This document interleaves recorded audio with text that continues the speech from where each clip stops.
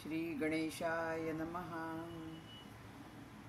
आता या चतुर्थीच्या कथांमध्ये आज आपण बघूया कार्तिक शुक्ल चतुर्थीची कथा। सूर्यवंशामध्ये सुधन्वा नावाचा एक राजा होता। कुबेरासारखं त्याचं धन आणि संपत्ती होती। एकदा एक अघटित घडलं। त्याच्या सर्वांगावर भयंकर कोड उठलं, सर्वत्र दुर्गंध पसरला। तेव्हा त्याने अनेक व्रते आणि अनुष्ठाने केली, दाने आणि यज्ञयागही केले, पण सर्व काही विफल झाले। तेव्हा तो खिन्न होऊन आपल्या मंत्र्यांना म्हणाला, आपण आता राज्य सांभाळा, मी वनामध्ये निघून जातो। सर्व मंत्री नागरिक सगळेजण दुःखी झाले। राजा वनात जाऊन गणपतीला आळवत होता, तेव्हा अकस्मात तिथे पुलस्त्य मुनी आले। त्यांना स्वतःच्या ज्ञानाने त्यांनी जाणले। तेव्हा राजाने पत्नीसह त्यांना प्रणाम केला आणि मुनींना सर्व वृत्तांत कथन केला।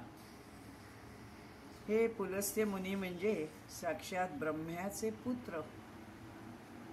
राजा म्हणाला की जर का माझं काही पाप झालं असेल तर मुनीवर तुम्ही मला उपाय सांगावा। मुनींनी त्याला समजावले की हे नृपश्रेष्ठा, तुझ्या राज्यात चतुर्थीचे व्रत नष्ट झाले आहे, जे गणेशाला प्रिय आहे, सर्व सिद्धी प्रदायक आहे, चारही पुरुषार्थांचं साधन आहे, म्हणून ही वरदा चतुर्थी अत्यंत महान आहे। तेव्हा राजा तू हे व्रत कर। मग राजाने त्यांना हे व्रत केव्हा, कसे व कोठे करावे की जेणेकरून मला त्याचं प्रायश्चित्त घेता येईल असं विचारलं। तेव्हा पुलस्त्य ऋषी म्हणाले की जे दोष अज्ञानाने घडतात ते प्रायश्चित्ताने नष्ट होतात।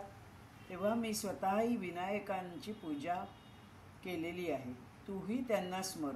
तेव्हा राजा परत स्वनगरीत गेला। कार्तिक शुक्ल चतुर्थीला प्रजाजनांसह उपवास केला, पंचमीला पारायण केलं, दानधर्म केला आणि तो कुष्ठहीन झाला। आता याच कथेत आणखी एक कथा आहे, ती म्हणजे चांडाळाची। महिष्मती नगरीमध्ये एक चांडाळ राहत होता। एकदा कार्तिक चतुर्थीला वनात गेलेला असताना एका वाघाने त्याचा पाठलाग केला, म्हणून तो झाडावर चढून बसला। वाघही वृक्षाखालीच थांबला होता। अन्न पाण्या वाचून जीवाच्या भयाने तो संपूर्ण दिवस आणि रात्रही झाडावरच होता। तेवढ्यात रात्री झाडावर एक महासर्प चढला। त्याच्या भयाने चांडाळ खाली पडला आणि वाघाने त्याला खाऊन टाकले। ती तिथी पंचमी होती, तो मुक्त झाला।